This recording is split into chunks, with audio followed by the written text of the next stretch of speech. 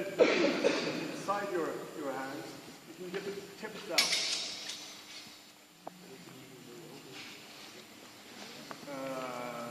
Oh wow, yes, it's a bit tricky, but it's possible to do this.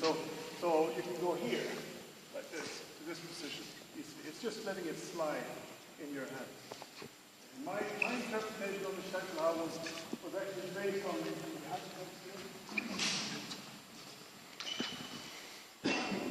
Also, Ringek explicitly says that the point needs to be further down than the hands. Yes.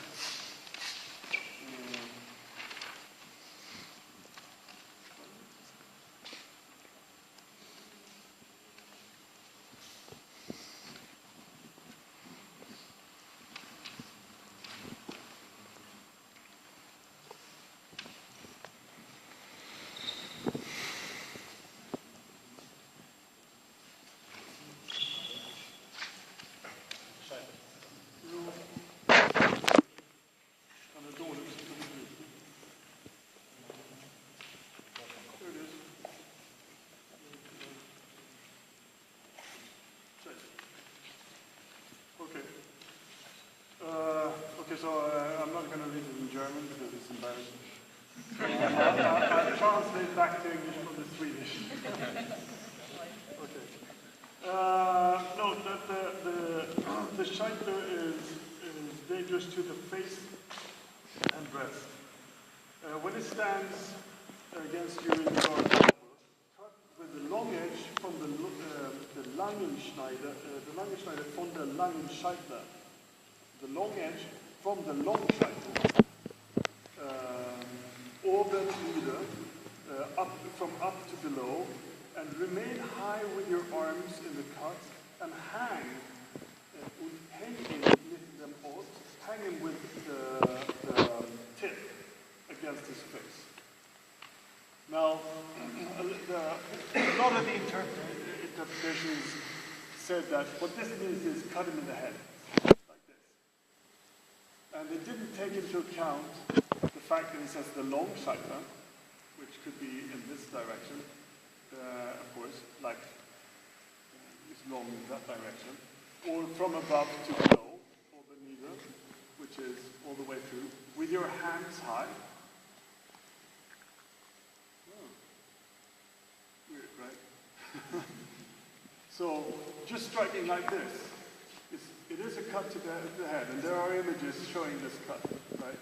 But it doesn't take the text into account.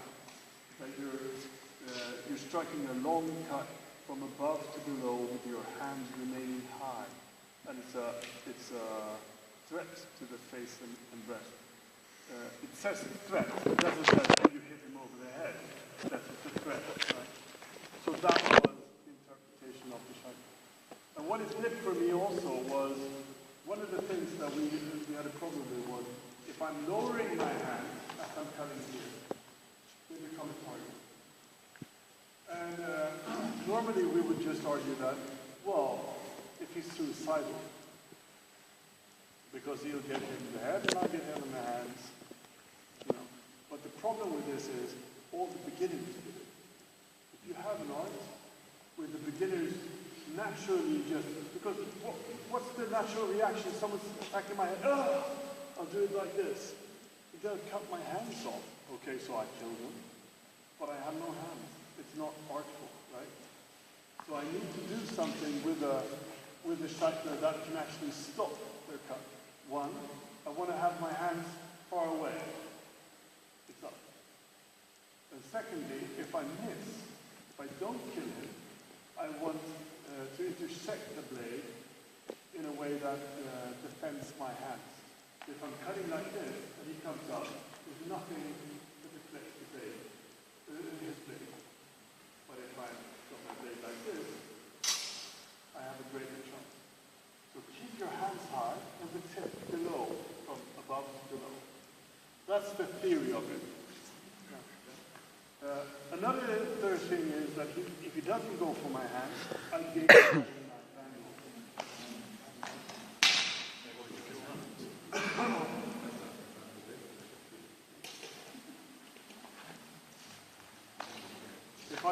If I cut normal, like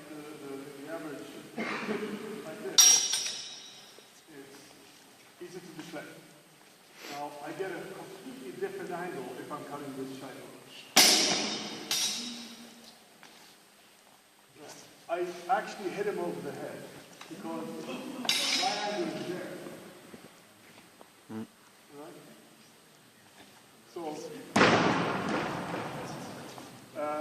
So this is a type of a reversed grip.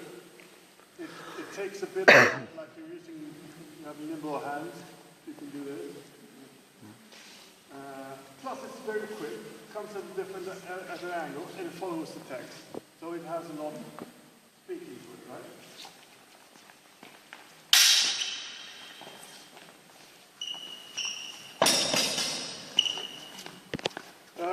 Having said that, working with this opened me up to open up ideas for a different interpretation as well.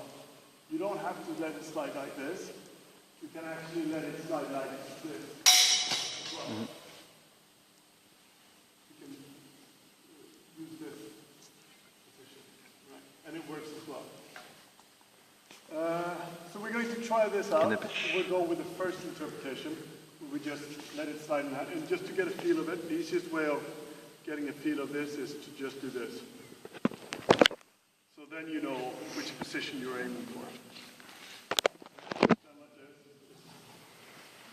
Don't turn it as you do, just let it slide. And try to push your forearm together.